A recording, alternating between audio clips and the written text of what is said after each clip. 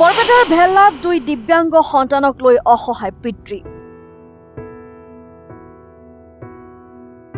বৰপেটা জিলাৰ বৰপেটা সদৰ থানাৰ অন্তৰ্গত ভেল্লা দুৰ্গাপুৰ গাঁৱৰ উছমান গনিৰ কন্যা নুৰ নেহা আৰু পুত্ৰ খাইৰুল গনি।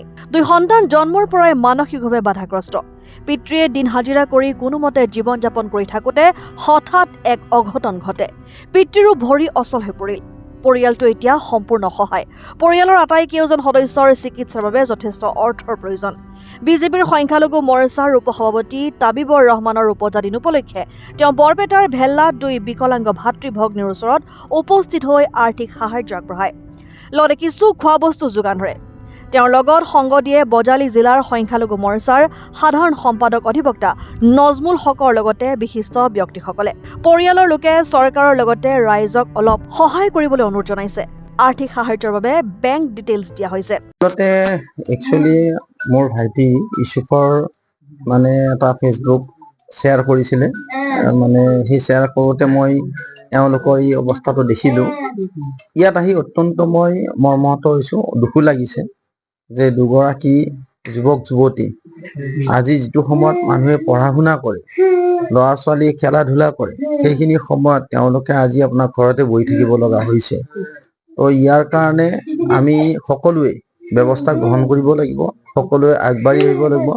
বিশেষকৈ মই 10 দিন আগতে মই ইছুফক ফোন কৰি জনাইছোঁ যে মোৰ 30 তাৰিখে জন্মদিন। সেই জন্মদিনটো আচলতে মই কেক কাটি পালন নকৰোঁ। প্ৰত্যেক বছৰে এই ধৰণেই মই মানুহৰ ঘৰত যাওঁ। তো সেইকাৰণে আজি মই খাইৰুল আৰু নুৰ নেহা দুয়োজনকে মোৰ জন্মদিনৰ উপহাৰ হিচাপে আজি তেওঁলোকক সামান্য 10,000 টকা আৰ্থিক সাহায্য আৰু অলপ খাদ্য তেওঁলোকৰ কাৰণে ব্যৱস্থা কৰিছোঁ। আৰু মই ভাবোঁ এইখিনি তেওঁলোকৰ কাৰণে নহ'ব, এইখিনিৰে তেওঁলোকৰ গোটেই জীৱনটো নচলে। আমি ভাবিছোঁ যে তেওঁলোকক যাতে ভৱিষ্যতে এটা স্থায়ী সমাধান কৰি দিব পাৰোঁ, তাৰ বাবে আমাৰ মাননীয় মুখ্যমন্ত্ৰী ডক্টৰ হিমন্ত বিশ্ব শৰ্মা ডাঙৰীয়াক এই কথাটো আমি অৱগত কৰিম। আৰু বিশেষকৈ চৰকাৰৰ বিভিন্ন ধৰণৰ আঁচনি আছে, ব্যৱস্থা আছে। এই ব্যৱস্থাৰ জৰিয়তে এই ঘৰখনৰ যিটো সমস্যা, এই সমস্যাটো সমাধান কৰাৰ কাৰণে আমি চেষ্টা চলাম। আৰু ইয়াৰ লগে লগে আপোনালোকৰ সংবাদ মাধ্যমৰ জৰিয়তে মই কেইটামান আহ্বান কৰিব বিচাৰিছোঁ। বিশেষকৈ আমাৰ প্ৰাইড এণ্টাৰটেইনমেণ্ট তথা নিউজ লাইভৰে CMD আমাৰ ৰিংকি ভূঞা শৰ্মা বাইদেউকো আমি আহ্বান জনাম যাতে তেখেতেও যথেষ্ট সহায় সহযোগ কৰে। আপোনালোকেও জানে যে এই পৰিয়ালটোক যাতে তেখেতে সহায় সহযোগ কৰে, তাৰ বাবে আহ্বান জনালোঁ। আৰু ইয়াৰ লগে লগে বহুত এনেকুৱা শুভাকাংক্ষী ব্যক্তি আছে, হৃদয়ৱান ব্যক্তি আছে অসমত এতিয়াও, তেখেতসকলে হয়তো গম নাপায়। আপোনালোকৰ জৰিয়তে তেখেতসকলকো আহ্বান জনাইছোঁ যে তেখেতসকলে যাতে এই পৰিয়ালটোক সহায় সহযোগিতা আগবঢ়ায়। কাৰণ বহু মানুহ এনেকুৱা থাকে, ওচৰতে থাকে, গম নাপায়। গম নোপোৱাৰ ফলতো আচলতে সহায় কৰিব নোৱাৰে। তো আপোনালোকৰ মাধ্যমৰ জৰিয়তে তেখেতসকলক আহ্বান জনাইছোঁ, যোনে যেনেকৈ পাৰে এই পৰিয়ালটোক সহায় কৰক। আৰু সকলোৰে সহায় সহযোগত এই ল'ৰা ছোৱালীটো ভাল হৈ উঠিব বুলি আমাৰ বিশ্বাস আছে। আৰু ময়ো আজি এই জন্মৰ দিনাখনেই আজি পবিত্ৰ এটা শুভক্ষণত তেওঁলোকৰ সুস্বাস্থ্য কামনা কৰিছোঁ।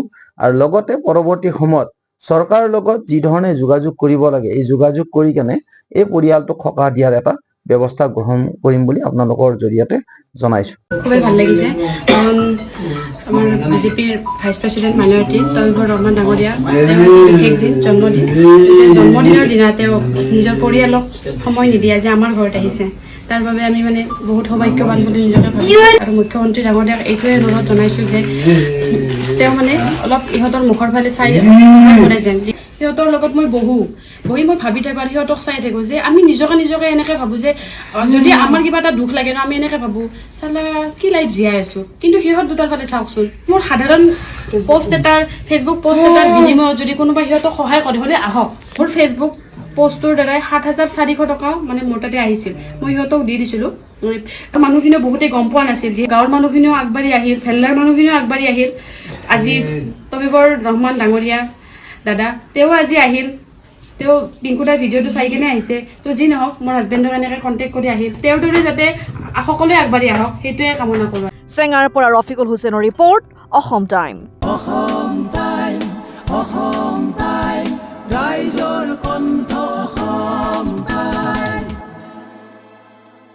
আপোনাৰ প্ৰিয় চহৰ নলবাৰীত নিজাববীয়াকৈ বসবাস কৰাৰ সপোন আছে নেকি? চহৰৰ মাজমজিয়াত মাটি কিনি ঘৰ সাজি লোৱাৰ সমস্যাই দেখা দিছে নেকি? সেই সমস্যা এতিয়া আৰু নাই। চহৰৰ মাজমজিয়াত মাটি নিকিনাকৈ নিজে ঘৰ নসজোৱাকৈ এটা বিলাসী ঘৰৰ গৰাকী হ'ব পাৰিব আপুনি। নলবাৰীত প্ৰথমবাৰৰ বাবে সেই সুবিধা আহিছে। নলবাৰীত প্ৰথমটো ৰেৰাৰ দ্বাৰা অনুমোদিত আটকধুনীয়া এপাৰ্টমেণ্ট এতিয়া চহৰৰ গোপাল বজাৰত নিৰ্মাণ হৈ উঠিছে। আটকধুনীয়া আহল বহল এপাৰ্টমেণ্ট তীৰ্থদ্বীপ এনক্লেভ।